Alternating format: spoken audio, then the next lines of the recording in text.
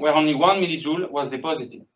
In other words, the breakdown energy, breakdown is a name given by Mali and co-authors, is the most efficient phase. And therefore, it sounds quite logical to use shorter discharges where these two phases are omitted. So this leads to nanosecond discharges. The principle of nanosecond repetitively pulsed discharges is the following. So we'll send NRP discharges in the rest of the presentation. So what is this principle? We apply an electric field of 10 kilovolt on a small gap of a few millimeters, and this for 10 nanoseconds.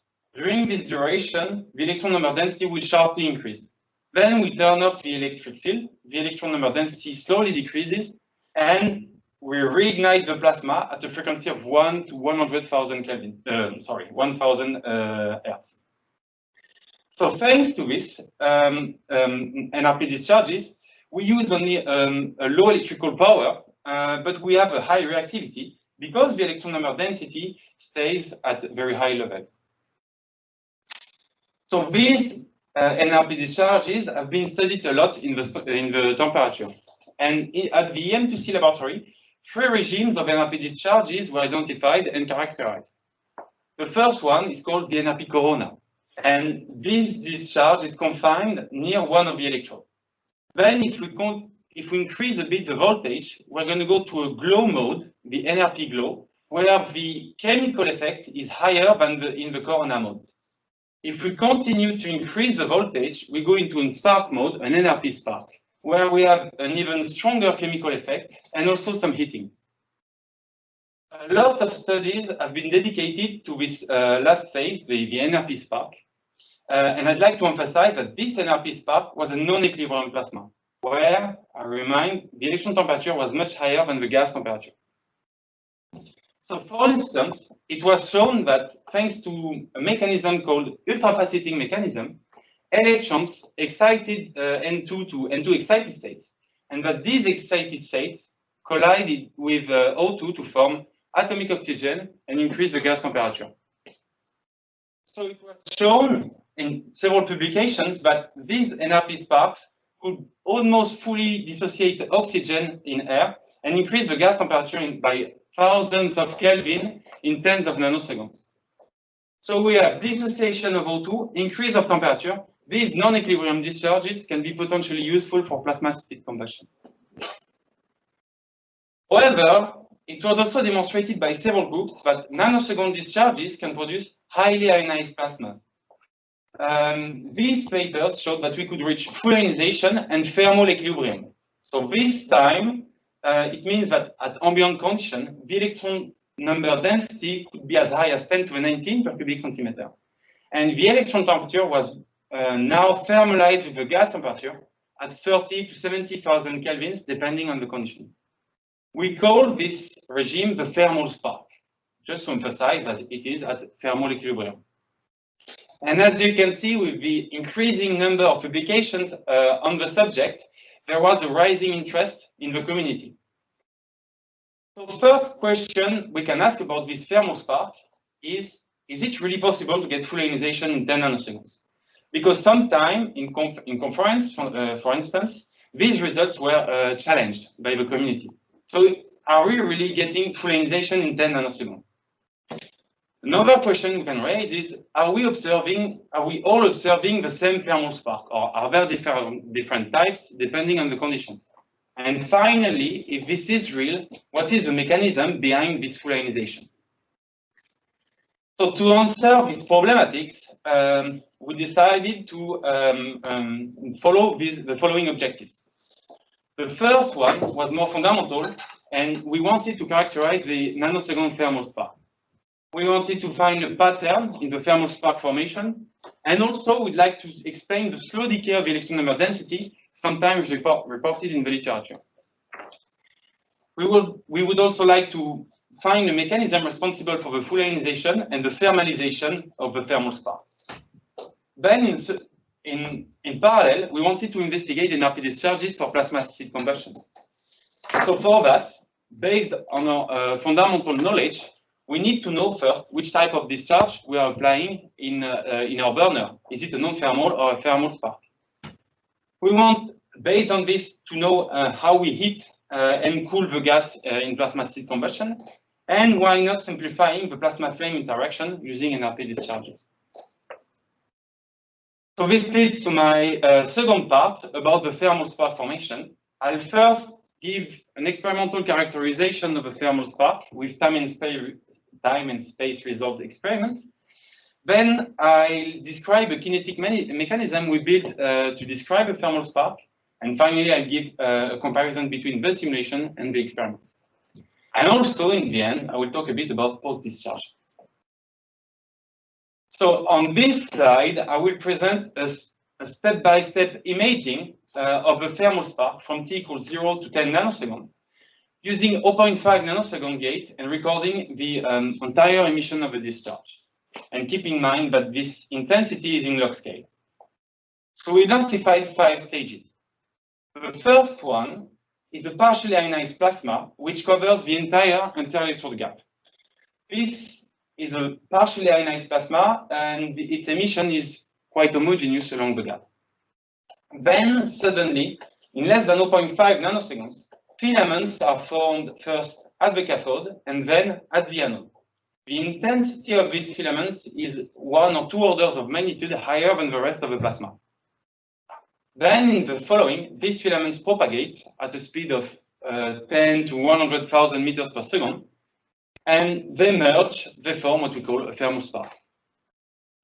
So something quite good about this chronology is that it's applicable to the results of the reported by other groups. For instance, Thomas Rouillard reported in his Ph.D. thesis the same pattern of formation of the thermal spark. First, a partially ionized plasma with homogeneous along the gap, then the formation of filaments at the cathode and then at the anode. But more surprisingly, in the result of Sherbanev and co-authors, surface dielectric barrier discharges present sometimes the same pattern, with first a partially ionized plasma quite homogeneous around the electrode, and then the sudden formation of filaments and their propagation. So these results are, this chronology, this pattern is quite applicable to the results of other groups. So in the following, I will focus my discussion on the filament formation. As I said before, they are abruptly generated in less than 0.5 nanoseconds. If we take the emission of the discharge in stage 1 and put it in a spectrometer, this is the typical spectrum we're going to obtain. This spectrum is composed of N2 and N2 plus, which is N2 plus in blue, which is typical of partially ionized plasma.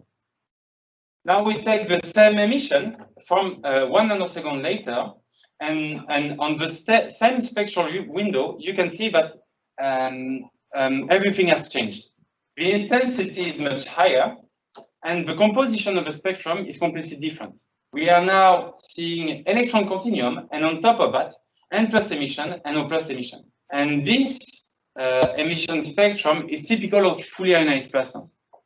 So basically, to summarize, we have a transition from a partially to fully ionized plasma in less than 0.5 nanoseconds.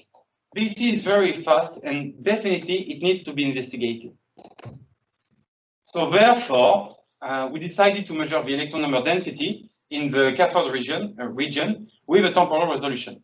For that, we used a diagnostic which is typical in the community, namely the star broadening of the H-alpha line at 656 nanometer.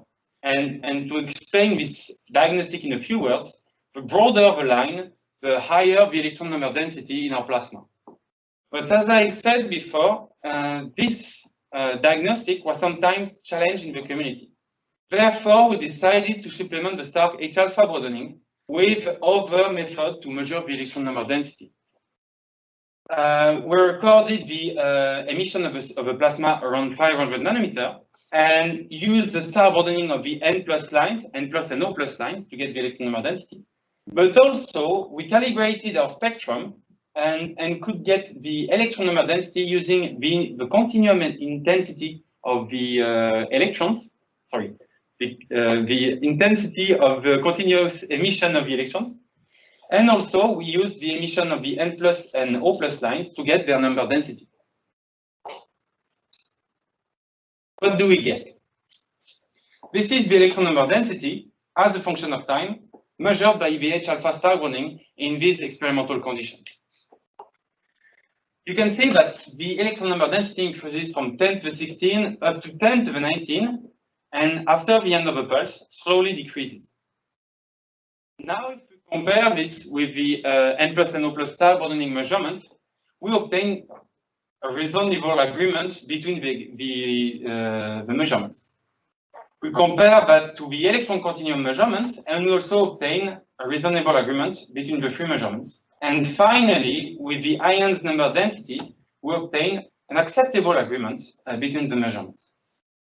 So please note that these measurements, these two last measurements, electron continuum and ions number density, depends on the plasma diameter. And it's quite challenging to measure the plasma column thickness, and we could only get an approximation equal to the imaging resolution in our setup. That's not a big problem for the electron continuum emission, because it's only the electron number density is only dependent to the square root of the diameter. But that can be a problem for the ions number density, where the ions number density is proportional to the plasma diameter. Therefore, we decided to turn the problem the other way around. We assume now that the ions, positive ions density is equal to the electron number density. Basically, we assume that the plasma is quasi-neutral.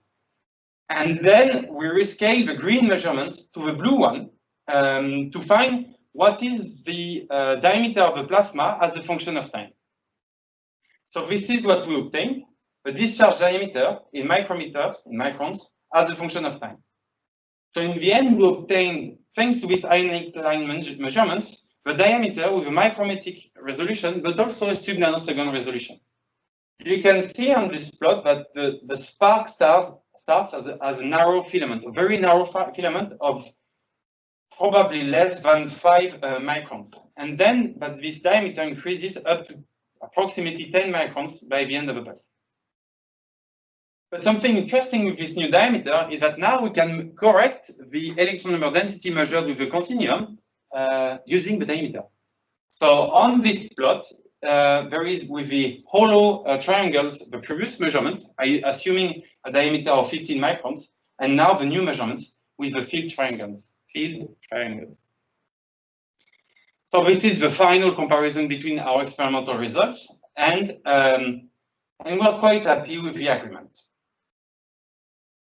These three techniques demonstrated that in a thermal spark, we can have a 3 order of magnitude increase in 0.5 nanosecond, here at t equals 4 nanoseconds. So we have an increase from a bit more than 10 to the 17 to a bit more than 10 to the 19. It's 2 orders of magnitude. We also get full ionization, so we confirm that we have full ionization in thermal spark, and then we also confirm that there is a slow decay after the pulse. A fourth technique provided the spark diameter evolution. So I believe that now we have characterized experimentally the thermal spark formation near the cathode. However, we're still missing the explanation of such a fast ionization. For that, we decided to build a kinetic model to reproduce the thermal spark chemistry. And we use the ZD Plaskin solver, the ZD Plaskin code, which solves the 0D kinetic equation, but also the gas energy equation, and is coupled with Boltzig plus, which handles the calculation of the electron energy distribution function. In our 0D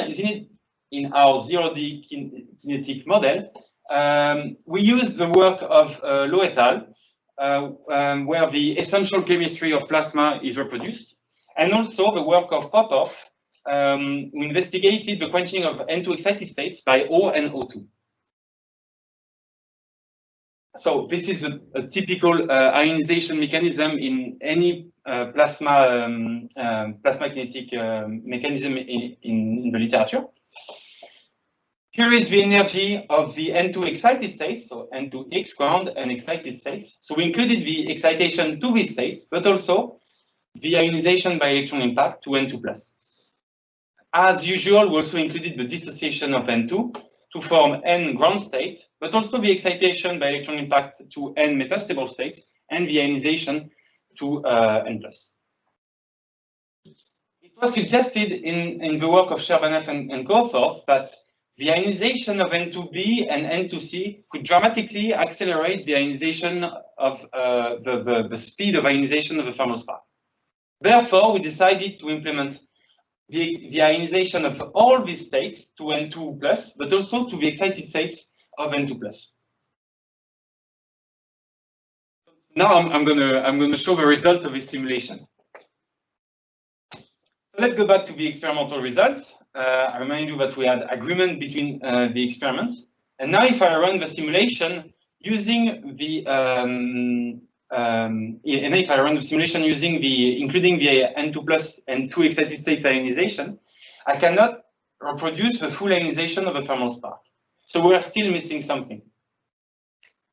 Therefore, we decided to implement additional reactions, and this is the novelty of this work. We decided to include the excitation of N ground and metastable states to higher excited states, but also the ionization of these excited states of N. For consistency, we also added the ionization of O ground state and O metastable states, but this is not shown on this chart. What do we get? To keep things simple, I'm going to present the simulation of a flat pulse of 6 kilovolt per millimeter, which is quite classical for nanosecond discharges. The air is synthetic, and we begin with ambient conditions. We obtain here the number density as a function of time, and as you can see, before t equals 8 nanoseconds, the plasma is mainly composed of N2 and O2, so we have a partially ionized plasma. But then after t equals 8 nanoseconds, we have a fully ionized plasma, suddenly. Everything happens in 0.5 nanoseconds. So I'm gonna, in the next slide, I'm gonna follow what's going on between 8 and 8.5 nanoseconds. So we make a small zoom on the number density, and as you can see, in red and purple here, at t equals 8 nanoseconds, N2 and N2 plus are completely dissociated, while the electron number density dramatically increases. So due to dissociation, we form N atoms that are suddenly almost completely ionized to form N plus. As a bonus, you can see that we form some N plus plus, but this ion remains below 1% of the plasma composition. So the same thing happened for oxygen molecules and atoms, but we are still missing the explanation of how we can form so much electrons so quickly. So to answer this question, on this plot, we show the net electron production rate, basically how many electrons we produce per unit volume, per unit of time. And as you can see on this slide, the ionization of O2 and N2 ground and excited states accelerates, but at some point is below the ionization of N ground state.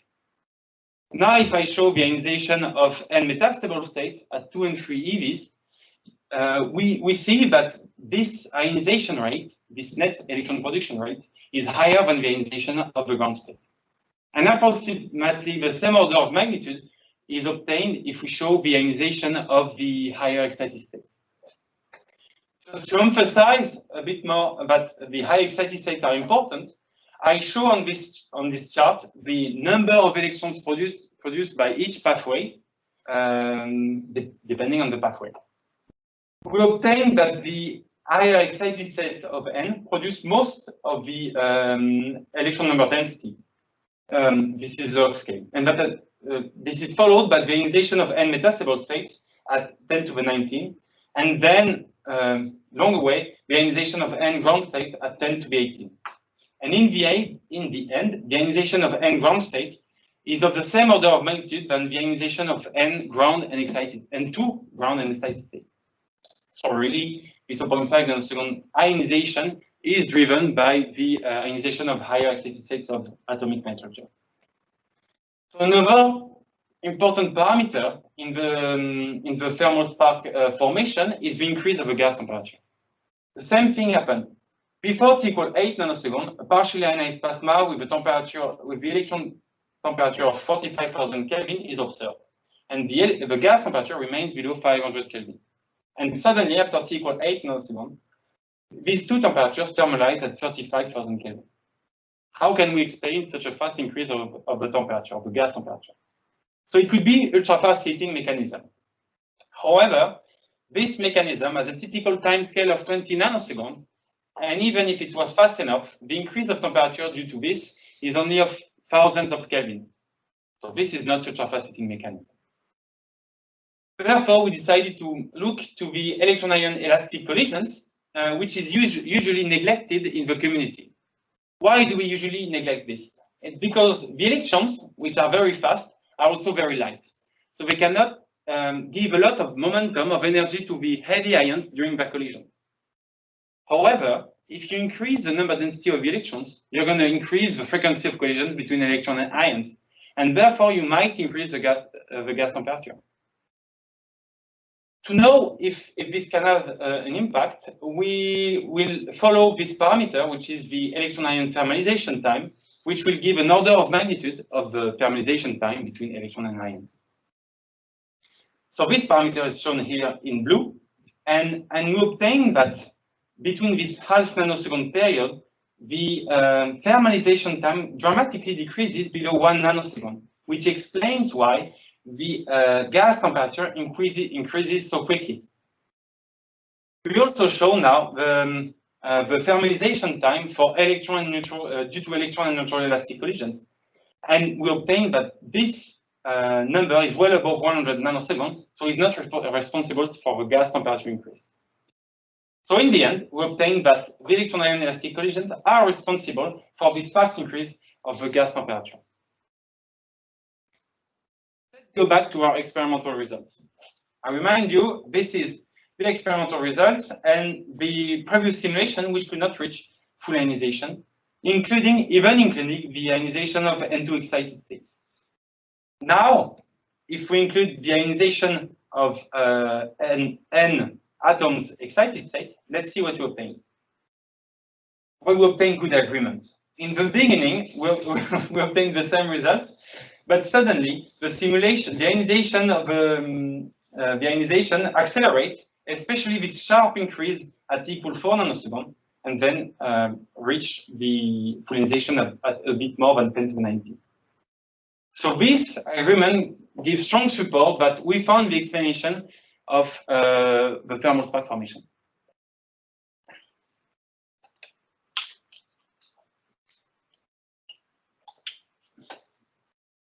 So let's continue.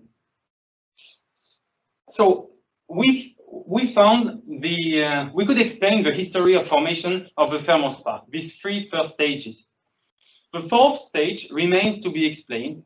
This propagation of the filaments needs to be explained with maybe a 1D or a 2D model, but building this model, surely we need to include the ionization of N excited states. But the story is not over yet, because there is also the post-discharge phase, which has been studied in the literature. So on this slide, I present the electron number density as a function of time on a log-log scale, as reported by several groups in the community. Our measurements are in black, and the blue, green, and red measurements are from other groups.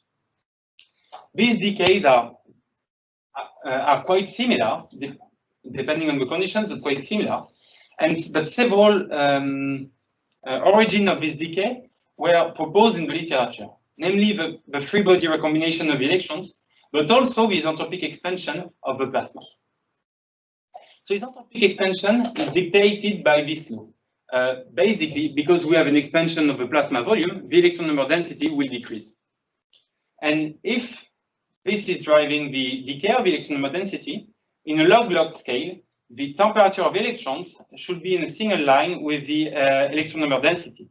And if we put our measurements in this chart, we obtain that with a gamma of 1.24, the plasma follows an isentropic expansion. So we demonstrated that indeed it was isentropic expansion that was driving the decay of the electron number density. And also, but we don't have time to present it, we demonstrated that the plasma is at chemical equilibrium, at least for 100 nanoseconds. So in the end, what did we understood? We understood that the thermal spark is formed in 5 stages, and that the decay of the electron number density is due to isentropic expansion. Then, based on 4 measurements for the electron number density and 0D kinetic simulation, we showed that the ionization of the thermal spark is due to electron impact ionization of N excited states, and also that the gas temperature increase was due to electron-ion collisions. So now we gain significant insight on the thermal spark discharge. And with this knowledge, we can switch finally to our next subject, which is plasma-assisted combustion. So here is a list, non-exhaustive list of potential benefits of plasma-assisted combustion that we can obtain. Using NRP discharges, we can get all of this, but we are focused in our lab to the stabilization of lean flames. So to study the stabilization of lean flames, in a third part, I will first present a brief history of plasma-assisted combustion at the EM2C laboratory. And I follow this history by the presentation of a mini pack burner, where we performed most of our experiments, and finally give the aims of our study on plasma-assisted combustion. After giving you the aims, I'll give you the results, the temperature variation measured and explained in plasma-assisted flame, and also the OH number density increase that we could measure.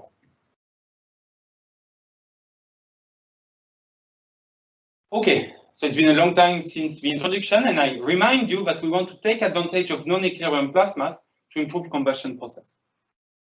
The extension of the lean blowout limit has already been demonstrated in several papers. It's been shown in propane, in methane, but I'd like to emphasize also a recent work performed at the EM2C laboratory, where we could extend the lean blowout limit using methane, liquid heptane, and also liquid dodecane. So sadly, we don't really have time to talk about this, but if you're interested, I strongly encourage you to watch the presentation of Guillaume at the next symposium of combustion, on combustion. So, nanosecond discharges are efficient and can extend the lean blowout limit of flames. But can we explain this efficiency? So for that, we worked on the mini pack burner. This is a representation. This is a picture of a mini pack burner, and here a chemical representation of a burner. As you can see, we have a bluff body which is grounded, where we're going to ignite the plasma here using an anode. The anode is represented here on the left. We flow methane and air on the side of the cylinder. This methane and the air perfectly mixed will recirculate and anchor the flame in the bluff body recirculation zone. If we apply no plasma in these conditions, most of the methane will be unburned. But as soon as we turn on the plasma with an approximate electrical power of 40 watts, we can reignite a significant amount of methane. So still, and a lot of things have been already demonstrated using this burner. For instance, it has been demonstrated that the lean blowout limit can be extended using NRP discharges with less than 1% of a flame thermal power. And it was also demonstrated that the stabilization is closely linked to the production of OH radicals. For instance, it was shown that lifted flame could be re-anchored thanks to the production of OH by the plasma and its convection. So we have a lot of knowledge already on plasma-assisted combustion dedicated to this burner. But also in parallel, there was a lot of knowledge on fundamental knowledge on nanosecond discharges, which was obtained. I remind you, for instance, the ultrafast heating mechanism, where N2 excited states collision with NO2 can produce O atoms and increase the gas temperature. Therefore, it was proposed by Castella and co-authors to build a simplified mechanism to explain the interaction between plasma discharges and combustion. Castella and co-authors proposed that the energy of the plasma could be simply converted to fast O2 dissociation with a 20% share. So in 10 nanoseconds, 20% of the energy will be spent to O2 dissociation. 35% of the energy of the discharge will be spent on fast heating, and the remaining for slow heating on 1 microsecond. Essentially, NRP discharges are just treated as a source of O atoms and an increase of temperature. Therefore, we'd like to know what is the heating mechanism when we trigger the discharge in the recirculation zone. And also, because this model was built on the assumption that the spark was non-thermal, we'd like to know if this is a thermal spark or not. We'd like to know also how much OH is produced, because it's dramatically important for the stabilization of link flames.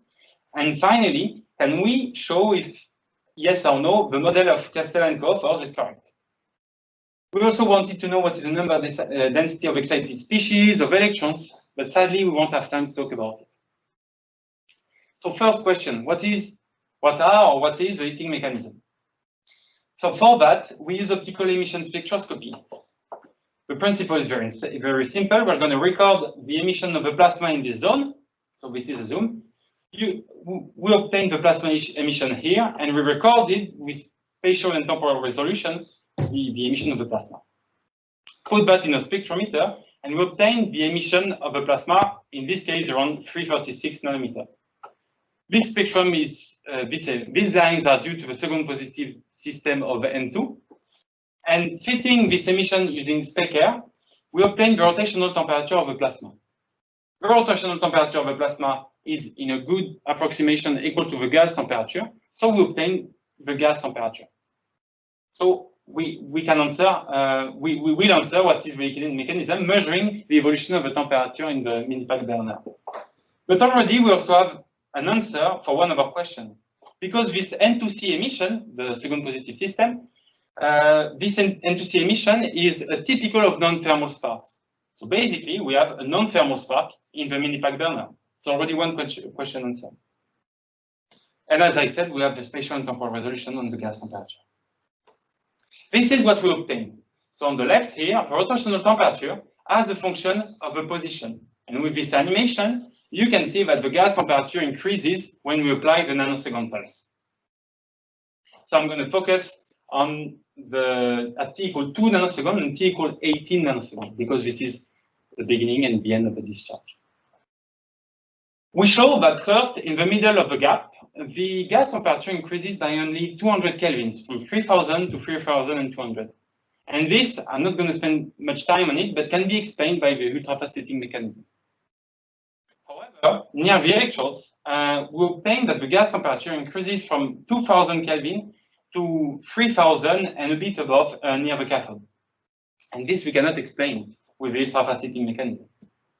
Also, we observe that initially the gas temperature is lower, the gas is colder near the electrodes than in the middle of the gap.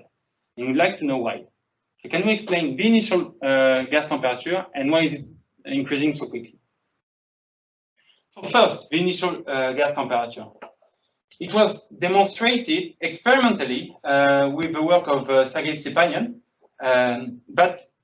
and also in simulation with the work of Ciprian Dumitrak, that bioclinic instability sometimes occur after nanosecond discharges and induce the entrance of fresh gas between the electrodes and pushes the activated and hot gas outside of the gap. And indeed, in the minipack burner, we expect the same phenomenon.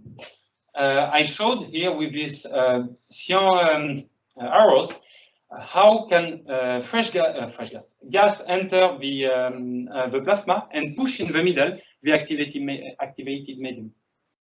However, in plasma-assisted combustion, the gas is not fresh. The gas is at 2000 Kelvin. So we expect entrance of gas at 2000 Kelvin near the electrodes, which explains the initial temperature when we fire the nanosecond discharges.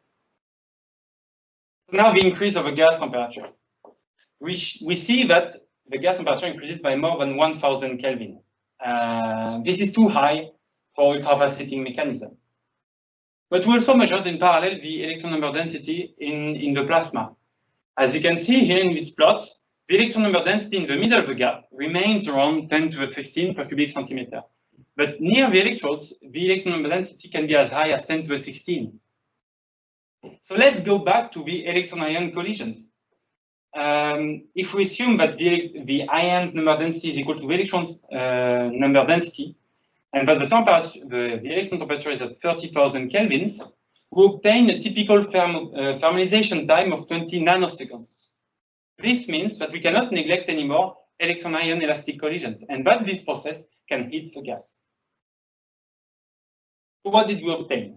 We obtained that interpulse cooling driven by bioclinic instabilities, induce the initial temperature of 2000 Kelvin at the beginning of a pulse. And then that elastic collision can be responsible for the fast increase of the gas temperature near the electrodes. So let's go to our third question now.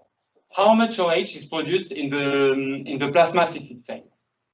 For that, we're going to use OH laser-induced fluorescence to measure the density of this radical. In this plot here, I present the leaf signal as a function of the radius along the blood body. So here is the zone in the middle of the electrodes of our measurement.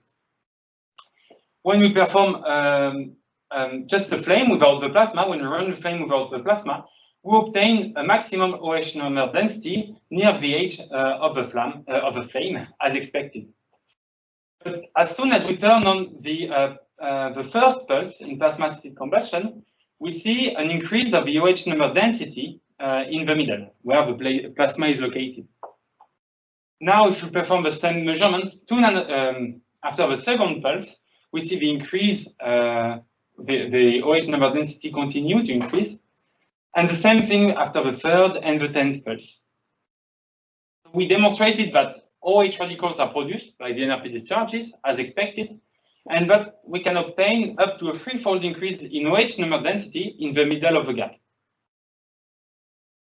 Something interesting we can perform is compare these measurements to a simulation including the model of Castella and co-authors. So these simulations are currently performed by Yassine Beshan in the frame of his PhD. And now I will present comparison of our measurements and the OH number density as simulated by Yassine Beshan. So on the left, the OH number density, and on the right, the leaf signal. As you can see, we are already able to reproduce a non-assisted flame in the recirculation zone. And we are also able to reproduce the increase of the OH number density after one pulse in a lean flame. Same thing after a second pulse. After the third pulse, the increase in the measurements is a bit higher than in the simulation, but quickly at the 10th pulse, the simulation catches up, and at close to steady state, the simulation and the experiments produce similar results. So on one slide, we could also show that we obtain agreement between experiment and simulation, and that the simplified model proposed by Castella and co-authors is correct in the first order, in the first approximation. So, a quick summary of what we found. We showed that up to a factor 3 increase of OH number density could be obtained using NRP discharges, and that the simplified model proposed by Castella and co-authors is correct in the first approximation. We also showed that in the middle of the spark, ultrafast heating mechanism could be responsible for the increase of the temperature, but that near the electrodes, the electron-ion collisions cannot be neglected anymore. Something I'd like to emphasize is that all these questions were answered thanks to fundamental work that we performed in air. So beginning only directly to plasma-assisted combustion, we would have been completely blind to answer all these questions. This leads to my conclusions, and I'll give in the final slide some challenges for plasma-assisted combustion. What did we show during this thesis? We showed that first we studied the thermal spark nanosecond discharge and showed that this spark is formed in 5 stages, and that isentropic expansion follows and explains the decay of the electron number density. Then we showed, thanks to a zero-D kinetic model, that the ionization is driven by the ionization of n-excited states, and that the thermalization is due to elastic electron-ion collisions. Concerning plasma-assisted combustion, we showed that a simple model of oxygen and heat generation by nanosecond discharges is validated when we perform OH laser-induced fluorescence. And finally, we demonstrated the importance of ultrafast heating and electron-ion collisions in the vicinity of the electrodes. So what's next? What are we waiting for to implement plasma-assisted combustion in real facilities? Well, for that, we first need to refine the models of plasma-assisted combustion, which means we need to perform more experiments on lab-scale burners, more fundamental experiments. And this can be performed, for instance, in the mini-pack burner. But the scalability of plasma-assisted combustion must also be demonstrated in various conditions. So let's take, for instance, the case of the aeronautic industry. On this plot, the frames indicate the working condition of several on-air burners, and the colors show the flight conditions of a real aero engine. So here in blue, we see the high altitude relight conditions that are well covered by the Mercator burner. So we'd like to implement nanosecond discharges in these burners to demonstrate scalability. And indeed, we already managed to implement NRP discharges. For instance, in the LabCat burner, here and there, running in this case with hydrogen and air, the flow is going from the left to the right, and hydrogen is injected from this side. Here we applied NRP discharges, and we could sustain these NRP discharges in supersonic combustion. Also, in the epictet burner, we could apply NRP discharges. So in this case, the flow is going from the right to the left, and the flame was a methane flame at 135 kilowatts. Here, the NRP discharges are applied in the recirculation zone of the flame. And finally, I'd like to mention the current work at the EM2C laboratory on a new burner, Beamer pack, running methane flames between 100 and 200 kilowatts. This burner will be essentially used for solving these 2 points, physical and chemical model improvement, and also scalability demonstration. And hopefully in a few years, there will be implementation of NRP discharges in industrial burners. So with that, I'd like to thank these organisms for funding this PhD thesis from the beginning to the end. And I'd like to thank the jury and the audience for its attention.